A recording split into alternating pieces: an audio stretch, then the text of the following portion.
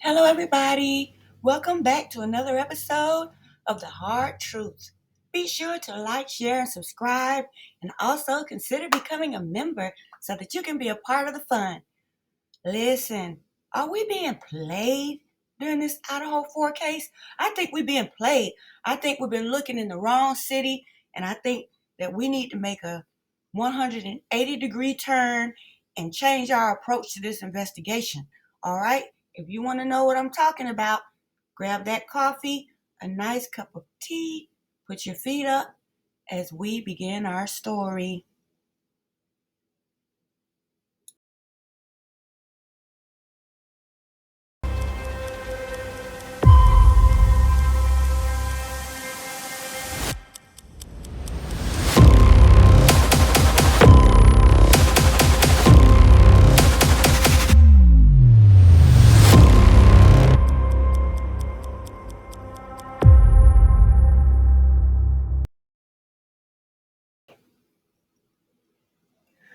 I believe the killers live in Washington. I believe they live in Pullman, either WSU students or at the very least they live in Pullman.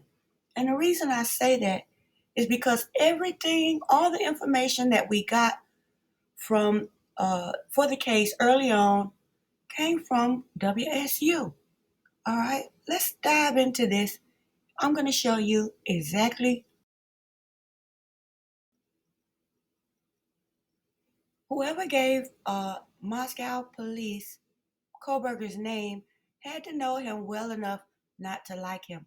You don't just set people up that you like for a quadruple murder, okay? And even though the word is that he was in Moscow frequently, there's no hard evidence that he was in Moscow frequently because there are no camera sightings of this man in Moscow. Ann Taylor told us there's no connection between Brian and the victims. Okay, so we need to stop looking at Moscow and start looking at WSU. His students didn't like him. They were on. Some of them went on camera saying they didn't like him and how he graded them unfairly and supposedly he mistreated the girls. So we have, a group of people that don't like him. All right, publicly stating the fact, close enough to him to be able to access his DNA, all right, that knew what kind of car he drove right there on WSU campus. The first identification of Koberger came from two WSU officers, okay? With all of these FBI agents on the case and all of Moscow PD, the breakthrough came from who? WSU police. Not one, but two of them to make it believable. Okay? And then look at this guy. He was fired for having sex on campus, all right, at WSU. And he was fired 9 days before the murders. So he had more of a motive to go out and kill somebody than Koberger did. Okay, he lost his job. And it was over what? Some young girls. So, I mean, he had more motive. WSU. Howard Bloom is the one that told us that all 911 calls from Moscow are routed where? To Pullman through Whitcomb. And so that would explain why they said somebody's unconscious because they didn't want the news of the quadruple murder to make it back to Pullman so fast. That slowed down, the train of communication because if they had said what it was right there on the phone, then WSU would have become alarmed and, everything would have gotten would have set it off.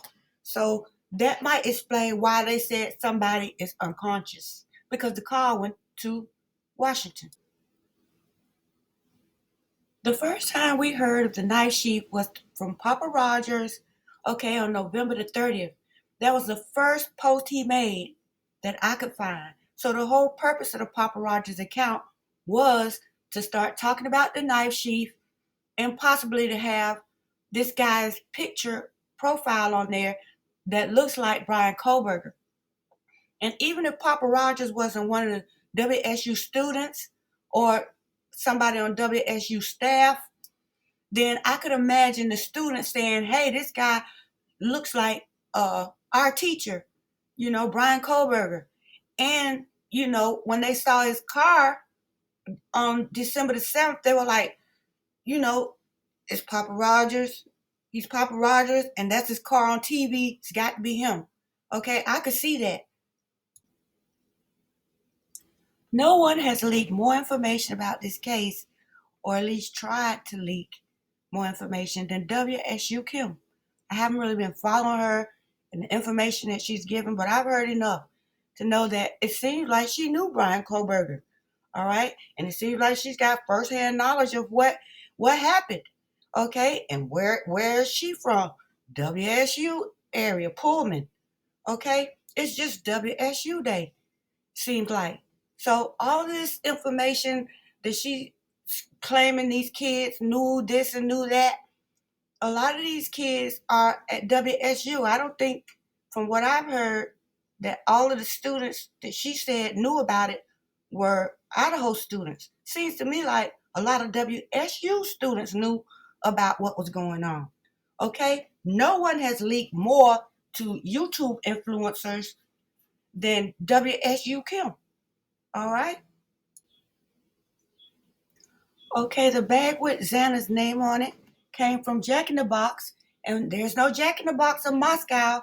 So whoever chose that prop, they got it from Pullman on the way to Moscow. Jack in the Box is in Pullman. The last person to see Maddie and Kaylee alive outside of their, circle was the man who drove them home. He said he knew them. He took them home all the time. So we know he's been to Moscow more than 12 times. And not only that, he lives in Pullman. And not only that, he turned Brian Kohlberger's name, his car in to police. He said himself that he knew the girls. He had been there to that house, taking them home several times. And he turned in Brian Kohlberger's car after he saw the be on the lookout on the television. So the last person to see the girls alive is the same person that turned Brian's car in after the 7th. And this person lives in Pullman, less than a mile from Brian Kohlberger's apartment. Less than a mile from his apartment. I was looking through the WSU police call logs for November, and on November the 13th, from 7 o'clock in the morning on November the 13th to 7 in the morning on the 14th, malicious mischief was listed. And I looked it up, and it means destroying property. So for 24 hours, from 7 a.m. on the 13th to 7:28 on the 14th, somebody on WSU campus was destroying property. Destroying property. Destroying evidence.